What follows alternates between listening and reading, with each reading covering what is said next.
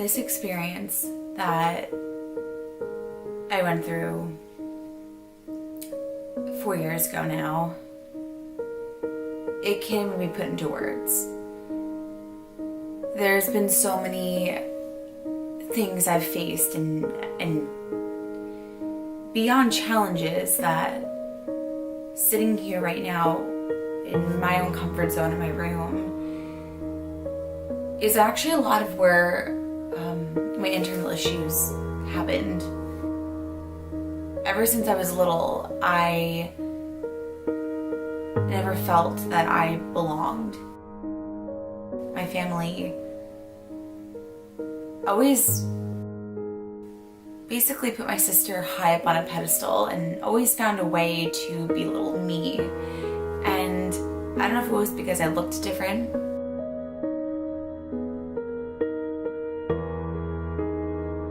I just have always been an outcast in my family and never felt there was a place for me. So I would, at family dinners, holidays, birthdays, I would just be by myself. I never really thought that it would affect me. Her sister called her names. She said on several occasions, "You're ugly, I hate you, you're fat, just some horrible things." And I guess as a mother, I did not immediately squash that. I just said to Lex all the time, "Stop it, don't say that to your sister." But I didn't really punish her in a way I should have. And I never knew as a parent how deep-rooted that was hurting Alana and how that would be carried with her through her teenage years into a young adult. Alana was born, she was a small baby because I had a lot of problems during my pregnancy, but as she grew, she was chubby. She was adorable. She had this chubby little face and freckles and always beautiful, long, gorgeous hair. But she was on the chubbier side, and she liked to eat. And sometimes she would eat a lot of wrong things.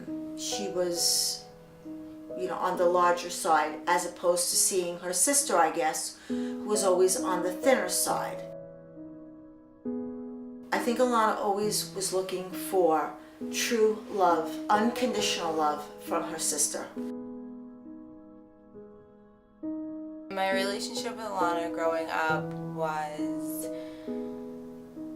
unique, I would say, because we didn't really get along all the time.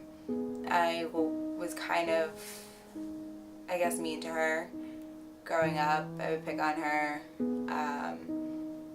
about a bunch of different things, but I guess it's something that I thought was normal for like an older sister or sibling to do. I mainly picked on her, just I guess really for anything, but more so I guess her weight. She was a little chubbier than I was as a child. I was a little bit more athletic and more wanting to just always go, and sometimes she would just want to stay in the house and play with her toys. In 6th grade, I had issues. I would just stop eating. I danced 6 days a week, so it was very easy to continuously lose weight.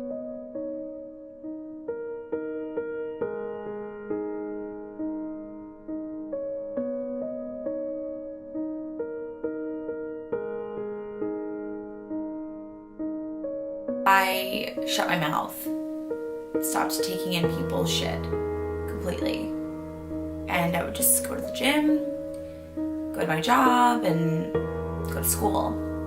That was it. And I would shut myself off in my room where I am right here.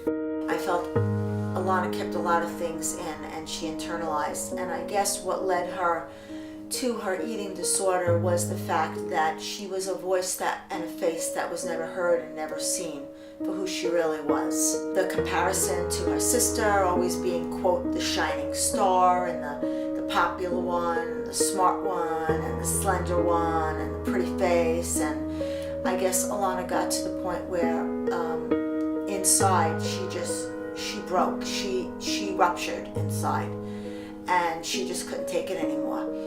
And she felt like she couldn't control anything around her, but the one thing that she could control was her own body. I couldn't look at her. It was scary. I remember there was one day I came home and Alana was making, some food in the kitchen, I guess you can call it food. And she was measuring lettuce. And that was hard because lettuce is essentially water, especially romaine lettuce. So like the fact that she was standing there measuring lettuce. And then I remember, our family obviously doesn't handle situations great. There is really no way to handle what happened. But then I remember my mom, getting upset and maybe yelling at her. And she was so skinny. And she just started shaking. But I just remember that day vividly. And that was hard. I don't think that Alana wanted to see me at all during that time. I could be wrong, but I don't think she did.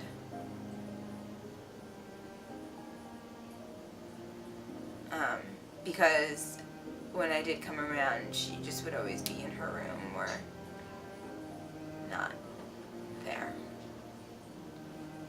So it's hard for me to try to even engage in that situation. I feel like I was a horrible mother to Alana, watching my child starve themselves to death. And there wasn't a damn thing I can do about it. The more I pushed her to eat, the more she didn't eat. The more I said to her, don't go to the gym. Don't exercise constantly. She exercised more. The more I told her, I want to talk to you, I know what you're doing, and I called her on it. Actually, it was the day of her sister's graduation from college. We went to a restaurant, and all Alana did during her meal was twirl her food around her fork, put it up to her mouth, never eat it, put it back down. And I called her on it that night, and I said to her, you have an eating disorder. And she screamed at me, cursed and yelled at me, no I don't, no I don't, the hell with you, whatever. And that's when I really saw it. I think it started prior to that when she was away at Mercy College, because she had a food card, and when she would come home on the weekends, because she worked on the weekends, so I'd pick her up, or her grandfather would pick her up, and then we'd drive her back. She'd have always the same amount of money almost on the food card, but she'd bring snacks and stuff back with her. And I slowly said to myself, what is this kid eating if she's not eating and not utilizing the money on the food card? And that's when I think it really started to happen. She wasn't happy up at school there, and that was probably one of the worst things I could have done, was give in to her wanting to go away to be independent and whatever. And I think that really started things. I prayed to God every single day that I wasn't going to lose her. I worked behind the scenes with all of her doctors, of which she had no idea. I went to seminars. I met with doctors. I read books. I stayed in the library for hours on end.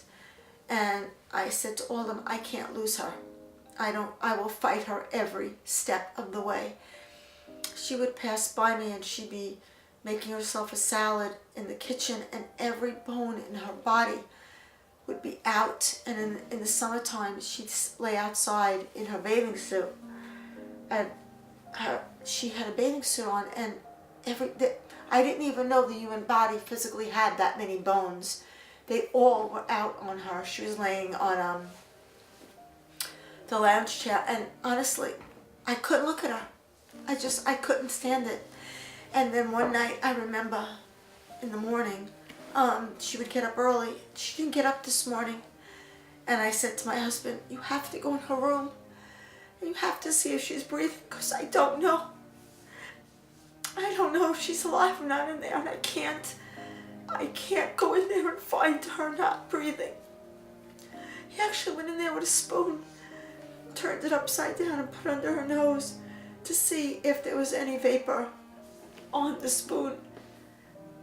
And thank God she was breathing. And I think shortly after that, I think Alana looked at herself one day in the mirror and said, and I think she didn't realize how she looked and how many bones were just hanging out. And I think finally she said, what the hell am I doing? And I think that was her turning point. I was lying outside, it was in the summer, and she screamed at me for the way I looked and just ran in the house and cried her eyes out. And I heard her say when she was walking away, like, I'm gonna lose you. And I wanted to die. That was my plan. I did not want to be here anymore. I felt like I had a purpose and it wasn't fulfilled, and it was never fulfilled since I was born. So why still live? Like, who am I? What am I doing here? I never noticed how many bones can possibly stick out of a person. I'm a very curvy girl. When I say everything deflated on me, I'm not joking. My tailbone, which is like your really lower back, I have a really bad herniated disc, popping out. And I bent down and I felt that, and I said to myself in the mirror, I was like, you need to get help. I was like, I don't really think that's like what you want to do. I don't think that you do want to die. I think that you have a purpose here. And you have a voice and a face that needs to be seen and heard. I met Alana approximately 3 years ago. She initially came with her mom seeking therapy, and I immediately knew Alana was in trouble. She was almost emaciated, so thin that I knew she needed medical care, a specialist, a team that would help her more, beyond what I could do as an individual therapist. And I recommended a therapist for her, and I believe it was about 2 years, a year to 2 years, that Alana did see the specialist, and she had a very supportive treatment team. During the time I was treating Alana, at the same time I was treating her mom. They were separate, confidential sessions. However, the same theme was involved in both Alana and her mom, and that is the dynamics were very dysfunctional in the family. Alana never felt a part of her family. She would report growing up that she was always being picked on by her sister, her mom, and that she never felt accepted in the family. At the same time, I can validate that in the course of treatment with her mom, that I absolutely saw the dysfunction there too. So treatment was to try and help Alana realize that,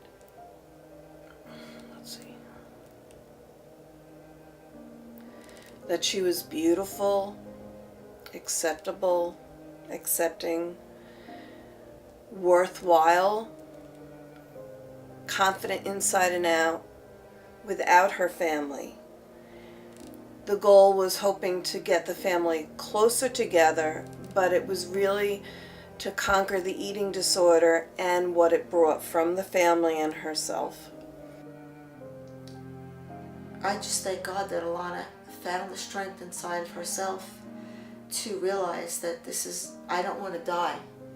And I want to be heard, and I want to let people know in my family, especially me, her mother, and her sister, how much we hurt her and the things that we did, and she needed to get that out. And if I could change the hands of time, I would never let anybody hurt her. I would keep her in a bubble and protect her. I faded away. And that's exactly what I wanted to do, because my whole life I was told, get out, you're not wanted, we don't want you here. So for me, I was like, I'm just doing what everybody wants. Like, why am I getting yelled at? Why am I being told, stop it, stop it, stop it? Like, you're making me upset. Well, what about me? What about me being upset? I was doing exactly what people wanted me to do. But now, once I looked maybe about 60 pounds soaking wet, realistically I was 82 pounds. That was my lowest weight. I started getting the attention that I really should have been getting the 18, 19 years of my life. And why? Because they saw something that they thought they wanted their whole life. And obviously it wasn't what they thought. It is a very difficult sometimes diagnosis to make, and it is difficult sometimes for the patients to really see it for themselves, because especially with anorexia, there is a body image distortion. So the patient really sees themselves as overweight, or their weight is much higher than what the actual number is, and what everybody external really sees, and it makes it difficult. And that's a big step, is for the patient to sort of realize what the issue is, and to see it within themselves, and then hopefully then they could start moving forward. I would see a psychologist. I saw about 2 that were actually in the anorexia field. Both of them I could not click with at all. I felt actually one of them had an eating disorder, and I was talking to her and like helping her. The other one just stared at me with a clipboard, and I paid $350 a session for her not to even understand what I'm saying, and I just did not like it. With the medical care, I had no choice but to see them, because if I didn't, I would not be sitting here right now. So I would have to see a doctor twice a week. I got blood work done once a week for 8 months. My liver was so elevated that it shut down. I almost needed a liver transplant. I was wetting my bed every night for 6 months. I had no period for a year. I had to go back to my gynecologist and be put on certain things. And when I say my body went through a whole 360, I mean, it did. It did. It's crazy. If you have somebody who is severely anemic, is having kidney or liver damage, because of the eating disorder, then obviously we're going to do lab work a lot more frequently, and then hopefully as we're seeing improvement and recovery, that time stretches out. And most people where we see improvement and they're really doing well, then the coordination of care between the psychiatrist or the nutritionist and with their primary doctor, again, the time usually gets extended, and we hope that people keep coming in and following up sort of on a regular visit. I did work behind the scenes very closely with Alana's primary care physician, and she shared with me that Alana was so bad with her eating disorder that her organs were actually shutting down. Her liver, she had severe liver damage, she had severe kidney damage, she also had some damage to her heart, and it was going to take a long time if we could possibly even get to the point where these organs could start regenerating themselves. At night sometimes I would go by Alana's room or in her room just to check on her, and there would actually be such a strong smell of urine that, since her kidneys and her liver was so bad, she couldn't even hold her urine in. That's how bad it got. But as time went on and she started to gain more weight and started to eat more things, she literally had to start all over from like a baby, taking baby steps and eating, the way you would feed a baby. She had to eat every 2 to 3 hours to start gaining weight, and to have her body be able to hold that food in to give her strength. So it was like a birth cycle all over again with her.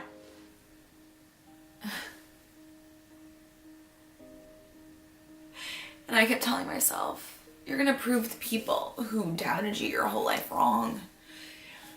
You're going to get yourself to a nutritionist, you're going to get yourself to a psychologist and a doctor, and you're going to work your ass off to be the better person than all those people. And I did that all on my own. I've never felt so strong and accomplished in my entire life. Alana is not the average client with anorexia. When she got diagnosed and was ready to work on the eating disorder and how it just took over her body and her mind, she really grabbed onto treatment and worked extremely hard. And it took less than 2 years. That is not the common thing. It's years and years and years. It can control your entire life, and you'll always have triggers. But when I first met Alana, she was on the quieter side, had a difficult time expressing feelings, and was unsure of herself. In the course of 3 years, she has learned to express herself, be open, not take advice, but able to dialogue with me about her feelings, her hurts, what she wanted in life, and learning to say no, learning how to take care of herself, learning what was best for her.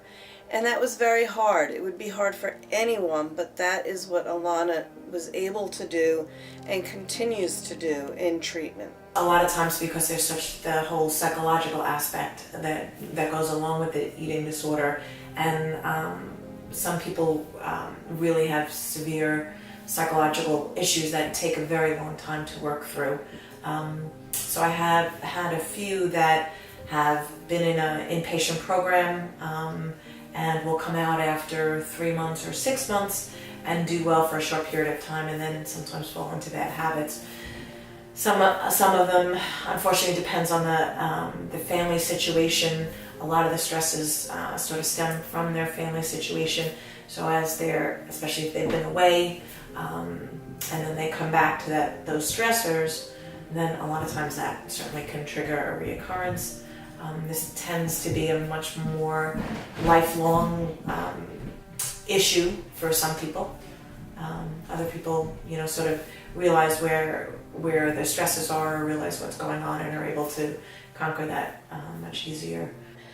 When she was on a stabilized road to recovery, she came back to see me, and that is when we did post-therapy, where we talked about the issues that caused her to restrict her food, the issues that caused her to be so upset with her family, and the dynamics that created chaos in the family. I was happy that she did take it upon herself and make the choice to want to be better and want to fight what she was going through. I guess that I knew that she always looked up to me.